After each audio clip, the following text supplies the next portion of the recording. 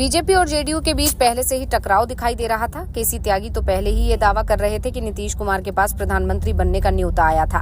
India गठबंधन की तरफ से नीतीश से कहा गया था कि वो अगर साथ आते हैं तो उन्हें पीएम पद दिया जाएगा, क्योंकि नीतीश के साथ चंद्रबाबू नायडू भी आने को तैयार हो जाते। ऐसे में करीब 30 सांसद एनडीए को छोड़कर इंडिया गठबंधन में शामिल हो जाते, जिससे केंद्र में एनडीए की जगह इंडिया की सरकार बन जाती। लेकिन नीतीश कुमार ने इंडिया की तरफ से दिए गए प्रस्ताव को ठुकरा दिया था। वो बात अलग है कि इस प्रस्ताव की बात सिर्फ जेडीयू की तरफ से की गई। इंडिया के किसी भी दल ने इस तरह की बात नहीं की है, लेकिन अब जेडीयू ने सीधे सीधे पीएम पद पर दावा ठोक दिया है। जेडीयू के दावे से बीजेपी में बेचैनी दिखाई दे रही है। दरअसल जेडीयू के मंत्री जमा खान से जब पूछा गया कि नीतीश कुमार 19 साल से मुख्यमंत्री हैं, केंद्र में मंत्री रह चुके हैं, अब आगे क्या करेंगे, जिस पर जवाब देते हुए जमा खान ने कहा कि नीतीश कुमार आगे चलकर प्रधानमंत्री बनेंगे। आगे बोलते हुए जमा खान ने कहा कि जब नीतीश कुमार पीएम उम्मीदवार बनेंगे तो विपक्ष भी उन्हें अपना समर्थन देंगे। विपक्ष भी चाहता है कि नीतीश कुमार पीएम बने। बिहार और पूरा देश चाहता है कि नीतीश कुमार पीएम बने। अगर नीतीश कुमार पीएम बनते हैं तो बिहार और पूरे देश का विकास होगा।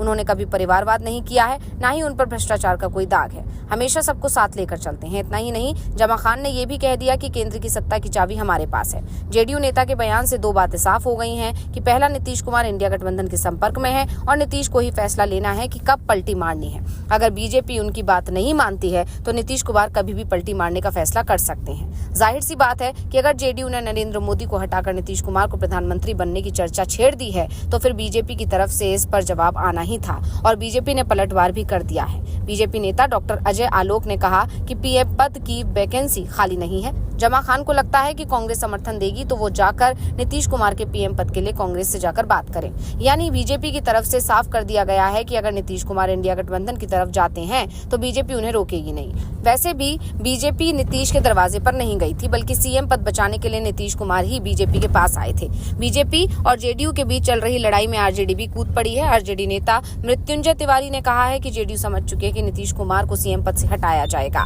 इसलिए वो अब पीएम बनने की मांग कर रहे हैं। दोनों के बीच सरकार बनाने और गिराने का खेल चल रहा है। बीजेपी और जेडीयू के बीच सांप और नेवले की लड़ाई चल रही है। पहले नीतीश कुमार सीएम की कुर्सी बचा लें, फिर पीएम बनने का सपना देखें। बीजेपी ज्यादा समय तक नीतीश कुमार को नहीं झेलेगी। वैसे भी नीतीश कुमार की पार्टी ही अब ज्यादा दिनों तक नहीं चलने वाली है। उनके हाथ से सीएम पद तो जाना तय है, साथ ही जल्दी ही जेडीयू भी समाप्त हो जाएगी। पार्टी के पास नीतीश के अलावा कोई दूसरा नेता नहीं है और नीतीश कुमार का ग्राफ तेजी से नीचे गिर रहा है। साफ है, आने वाले समय में जेडीयू ही नहीं बचेगी। आरजेडी भले ही दावा कर रही हो, लेकिन जेडीयू कमजोर हो गई है। लेकिन जिस तरह से जेडीयू नेता ने कहा है कि इंडिया गठबंधन नीतीश के साथ आने को तैयार है और नीतीश कुमार प्रधानमंत्री बन सकते हैं, उससे साफ हो गया है कि जल्दी ही बिहार और दिल्ली में बड़ा खेला होने वाला है।